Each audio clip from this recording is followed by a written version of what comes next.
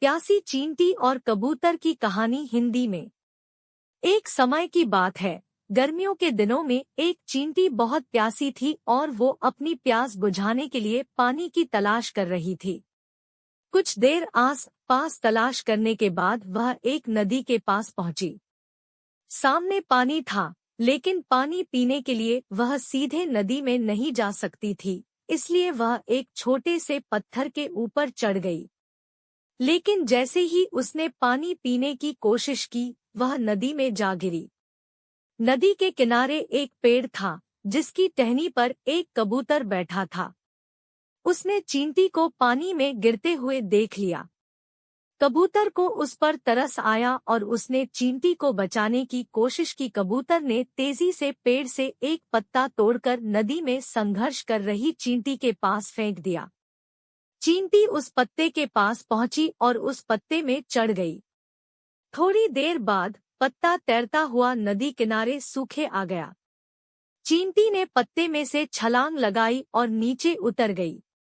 चींटी ने पेड़ की तरफ देखा और कबूतर को उसकी जान बचाने के लिए धन्यवाद किया।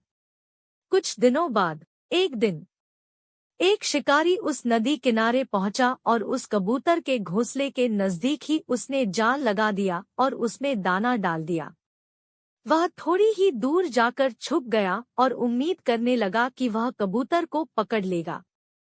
कबूतर ने जैसे ही जमीन में दाना देखा, वह उसे खाने के लिए नीचे आया और शिकारी के जाल में फंस गया।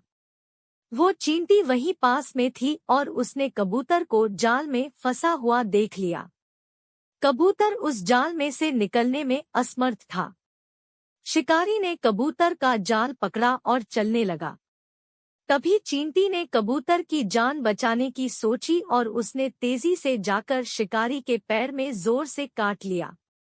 तेज दर्द के कारण शिकारी ने उस जाल को छोड़ दिया और अपने पैर को देखने लगा। कबूतर को जाल से निकलने का यह मौका मिल गया और वह तेजी से जाल से निकलकर उड़ गया। कहानी से सीख, हम जब भी दूसरों का भला करते हैं तो उसका फल हमें जरूर मिलता है। कबूतर ने चींटी की मदद की थी और उसी मदद के फलस्वरूप मुश्किल समय में चींटी ने कबूतर की जान बचाई। इसलिए कभी भी किसी की सहायता करने या अच्छा करने से पीछे न हटें। जब भी मौका मिले, दूसरों की बिना किसी स्वार्थ के मदद करें।